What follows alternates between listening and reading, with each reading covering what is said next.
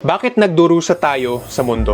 Kasi may mga nagawa tayong kasalanan sa una pang panahon at ang pagdurusa dito sa mundo ng tao ay ang pagbayad sa mga kasalanan na yon. Hindi lang sa buhay na ito pati na rin sa mga nauna pang reincarnation na maaaring hindi pa natin natatandaan ngayon kung hindi pa natin nare-recall yung mga past lives natin. Oo kapatid, totoo ang reincarnation. Ibig sabihin ay sinilang at namatay na tayo sa una pa tapos sinilang ulit dito sa buhay na ito at maraming beses na nangyari ito.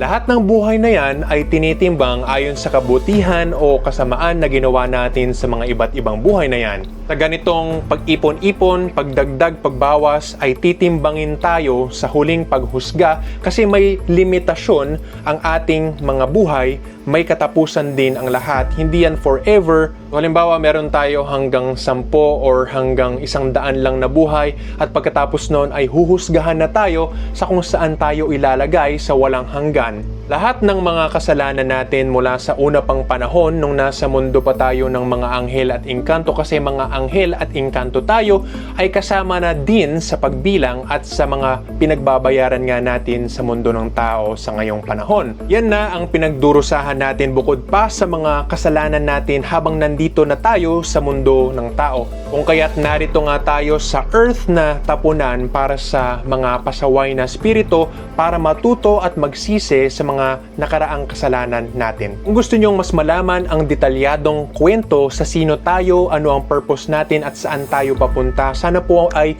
mabasa nyo ang libro kong ginawa na Kaliwanagan ng Katotohanan at ipopost ko po ang link sa description para sa free download dito nga sa libro ko ng Kaliwanagan ng Katotohanan para maliwanagan kayo sa kung ano ang spiritual na katotohanan at magabayan kayo sa kung ano nga ba ang kailangan gawin dito sa araw-araw natin hanggang tayo ay mamatay. Pinapaliwanag ko talaga yung pinaka-basics ng buhay natin bilang tao dito sa mundo para hindi na kayo malito. Walang problema kahit ano ang religion mo ay welcome ka para nga basahin ang mga nasa loob ng libro na Kaliwanagan ng Katotohanan. Dito ko ipapaliwanag ang mga konsepto ng pagdurusa, karma, reincarnation, huling paghusga at iba pang mga importante na kailangan nyong malaman. Bakit ko ginagawa to? Kasi mission ko ito bilang isang engkantaong misyonaryong hari na gusto ko nang umuwi sa pinanggalingan kong kaharian. Kumbaga isang paraan na din ito sa pagbayad ko sa mga kasalanan ko sa dating panahon para makabalik na ako sa kaharian ko at maging masaya na walang hanggan. Sana huwag kang mag-atubili na kapatid at i-click mo ang link sa description para sa free download sa Kaliwanagan ng Katotohanan. Maraming salamat po kapatid at God bless.